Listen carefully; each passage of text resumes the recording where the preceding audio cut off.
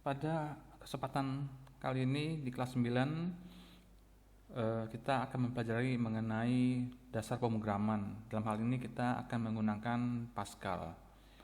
Apa itu Pascal dan seperti apa yang namanya pemrograman itu kita akan lihat pada halaman berikutnya.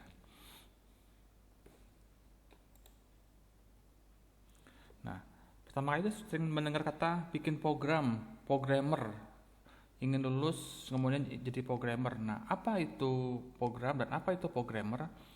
Programmer adalah orang yang melakukan membuat bahasa membuat pemrograman. Nah, apa yang kita bisa ketahui dari bahasa pemrograman? Pertama, kita harus mengerti dulu apa itu perangkat lunak bahasa pemrograman. Perangkat lunak adalah program yang digunakan untuk menerjemahkan instruksi-instruksi yang ditulis dalam bahasa pemrograman ke bahasa mesin dengan aturan atau prosedur tertentu agar diterima oleh komputer. Artinya kalau kita buat sebuah program, artinya kita memberikan instruksi kepada komputer untuk melakukan sesuatu hal. Nah, dalam melakukan komunikasi ini tentunya harus menggunakan standar yang sudah dimengerti oleh komputer. Kalau tidak dimengerti, maka program tidak bisa dieksekusi atau dijalankan dengan baik oleh komputer karena komputer tidak mengerti apa instruksi yang diberikan, sehingga biasanya akan timbul error dan lain sebagainya. Nah, dalam bahasa pemrograman itu ada 3 level. Apa saja levelnya? 1, level tingkat rendah. Artinya apa? Tingkat rendah ini artinya tingkat yang lebih ke mesinnya, ke komputernya. Artinya bahasa yang lebih dimengerti oleh komputer. Nah, dalam bahasa komputer ini komputer ini mengenal hanya 2 angka, yaitu 0 atau 1. Jadi tidak ada kata-kata, tidak ada kalimat, yang ada hanya angka 0 dan 1. Nah, angka 0 dan 1 ini kombinasinya akan memberikan perintah kepada komputer untuk melakukan sesuatu hal. Nah, karena kita tidak bisa dengan mudah menerjemahkan perintah itu ke dalam angka 0 dan 1, sehingga bahasa tingkat rendah ini jarang sekali digunakan oleh programmer karena kita harus bisa mengerti angka 0 dan 1 ini sebagai instruksi ke komputer. Yang kedua ada namanya level tingkat tinggi. Nah, apa artinya tingkat tinggi? Artinya bahasa ini lebih mendekati ke bahasa yang digunakan sehari-hari oleh manusia, sehingga kita lebih mudah untuk membuat program karena bahasa adalah bahasa sehari-hari. Contohnya adalah Basic, COBOL, Pascal, ataupun Fortran. Nah, bagaimana caranya dari bahasa tingkat tinggi yang dimengerti oleh manusia dan nantinya bisa juga dimengerti oleh komputer? Nah, nanti kita akan tahu ada namanya kompilator. Nah, fungsi kompilator ini adalah menerjemahkan bahasa tingkat tinggi dalam hal ini adalah bahasa manusia ke bahasa mesin, itu yang berupa 0 dan 1. Yang ketiga namanya bahasa generasi keempat atau 4GL. Nah, bahasa ini pada basicnya sama seperti bahasa tinggi, tetapi ada kelebihannya itu berorientasi kepada objek yang disebut sebagai OOP, Object Oriented Programming. Nah, apa saja bahasa yang menggunakan OOP ini adalah Visual Basic, Delphi, dan Visual C++ dan lain-lainnya, masih banyak yang lain. Nah, ini sejarah pemrograman Pascal.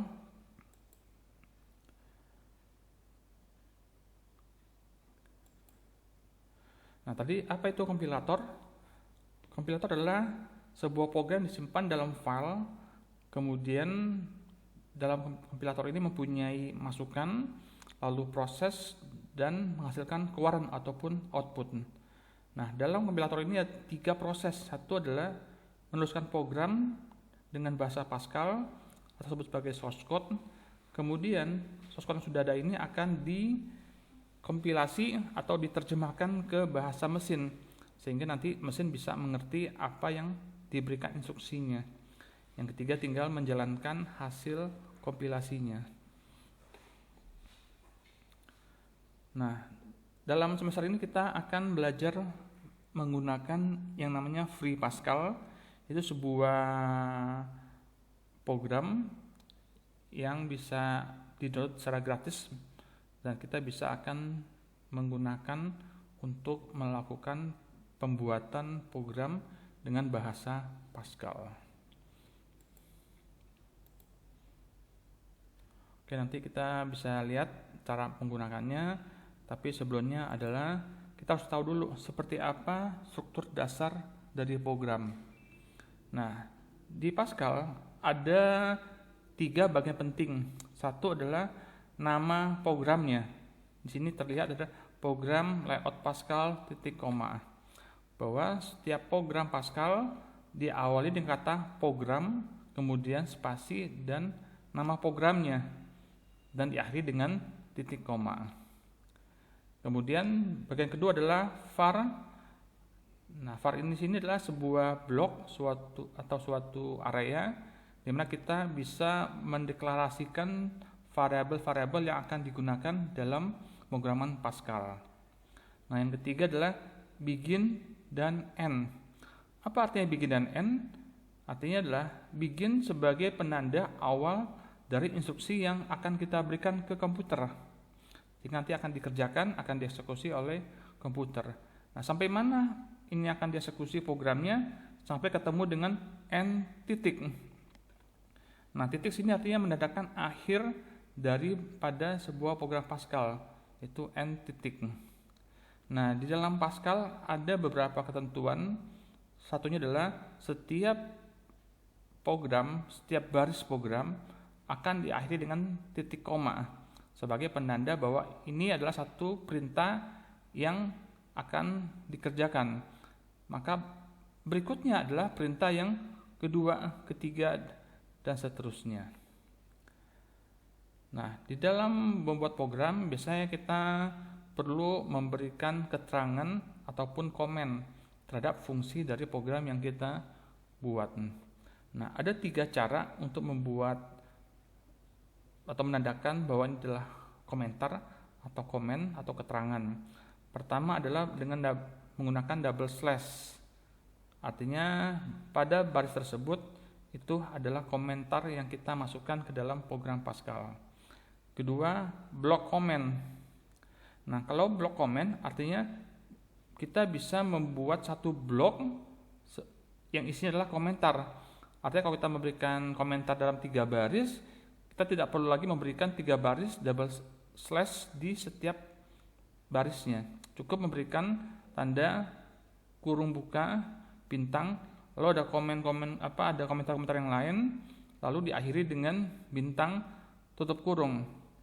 Ada sebagai blok dari komentar yang ingin kita berikan. Yang ketiga juga sama dengan kurung kurawal. Di awal komentar adalah kurung kurawal buka dan nanti diakhiri dengan kurung kurawal tutup sebagai blok komen yang kita berikan. Nah, tadi saya katakan mengenai komentar. Tujuannya untuk apa? Sebuah aplikasi komentar agar yang membaca program dari yang kita buat programnya akan memahami dengan lebih cepat dan tepat. Artinya misalnya kita ingin memberikan informasi tambahan, di sini adalah untuk proses menghitung sebuah rumus persegi panjang. Nah, seperti apa rumusnya itu ada di bawahnya, tapi kita memberikan komentar di awal, di atasnya, sehingga orang yang membaca program mengerti, oh di sini adalah blok ataupun area program untuk melakukan proses perhitungan luas persegi panjang. Kira seperti itu fungsi dari sebuah komentar dalam sebuah program. Nah, dalam membuat nama program itu ada ketentuannya, tidak bisa sembarangan kita memberikan nama dari sebuah program. 1, kata program adalah reserved word, artinya kata yang memang sudah dicadangkan atau yang dipakai oleh Pascal. Nah, kita tidak boleh menggunakan reserved word untuk memberikan nama sebuah program. Karena jadi kita bisa tulis program-program. Karena program ini sudah reserved word. Lalu maka kita harus memberikan kata lain dari reserve word-nya. Nah, apa reserve word yang ada nanti kita bisa lihat ya. Karena program layout Pascal titik koma. Ini contoh untuk menamakan nama program. Nah, ada beberapa ketentuan yang diperbolehkan atau tidak diperbolehkan dalam melakukan nama program. 1, dapat dimulai dengan kata atau underscore. Artinya ya pertama harus huruf, lalu kalau tidak huruf boleh pakai dengan underscore atau garis bawah. Yang berikutnya adalah dapat terdiri dari huruf kecil ataupun besar, angka atau underscore. Tadi misalnya adalah huruf kecil, huruf besar, angka. Misalnya nama program adalah NAMA atau nama programnya N besar, A kecil, M kecil, A besar, ataupun berupa angka juga diperbolehkan, ataupun juga underscore. Yang ketiga adalah tidak boleh ada spasi dalam memberikan nama program. Misalnya ada 2 buah kata dalam sebuah nama program, maka bisa dengan cara kita menggabungkan jadi satu kata seperti ini, layout Pascal tidak ada spasinya, atau juga bisa dengan cara underscore, artinya layout underscore Pascal. Nah, kemudian ini contoh yang salah, layout spasi Pascal. Maka pada saat kita mengcompile program Pascal ini, maka akan timbul error. Karena apa? Karena ada ketidaksesuaian aturan dalam membuat nama dari sebuah program. Nah, apa itu reserve word? Artinya kata-kata yang sudah mempunyai arti khusus dalam bahasa pemrograman dan tidak boleh digunakan oleh kita untuk fungsi lain selain fungsi awal dari Pascal itu sendiri. Misalnya kata begin. Nah, begin kita tidak boleh pakai lagi begin ini sebagai sebuah variabel. Karena apa? Karena begin itu bagi Pascal adalah sebagai penanda awal dari program ataupun awal dari proses yang lain. Atau misalnya for. For ini nanti kita akan gunakan untuk melakukan perulangan. Nah, arti kita tidak boleh lagi membuat nama program dengan nama program for, karena for ini adalah reserve word-nya Pascal. Atau kita membuat sebuah variabel, nama variabelnya for, itu tidak boleh lagi karena kata tersebut sudah digunakan oleh Pascal sebagai bahasa perintah atau reserve word-nya Pascal.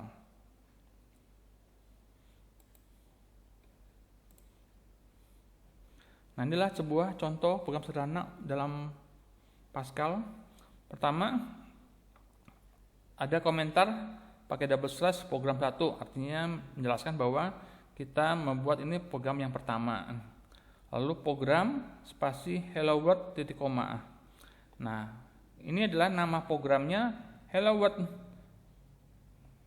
Lalu ada begin, lalu ada end titik. Nah, artinya Pascal akan melakukan proses perintah yang ada di dalam begin dan end titik koma, yaitu write-len atau write-ln, kemudian read-len atau read-ln. Nah, ini contoh yang kedua juga sama, bahwa dalam membuat komentar dengan double slash ataupun di setelah program, setelah bahasa pemrograman write hello kasih double slash lagi juga bisa. Nah, ini contoh yang ketiga di mana semua jadi satu baris. Titik koma begin, lalu write hello, titik koma write word, titik koma write ln dan n. Nah, sini titik koma sini sebagai penanda ini akhir dari sebuah perintah, sehingga ini tidak menjadi satu write hello, write word. Artinya ini adalah 2 buah perintah. Dari mana tahu ada 2 perintah? Karena ada titik koma di dalam setiap akhir sebuah perintah. Nah, tadi katakan begin dan end titik. Jadi begin adalah sebagai penanda dari awal sebuah program dan pasangannya adalah n titik. Jadi ini pasangan, ada begin, maka ada n. Nah, kalau n titik itu adalah begin daripada sebuah program. Nanti juga kita akan mengenal namanya n titik koma. Berarti itu adalah n titik koma adalah bagian akhir dari sebuah begin di dalam proses begin yang utamanya. Nah, begin utama adalah begin dan n titik. Oke, seperti itu pengenalan mengenai Pascal. Nanti saya akan tampilkan bagaimana membuat program yang simple untuk sebuah program Pascal. Terima kasih.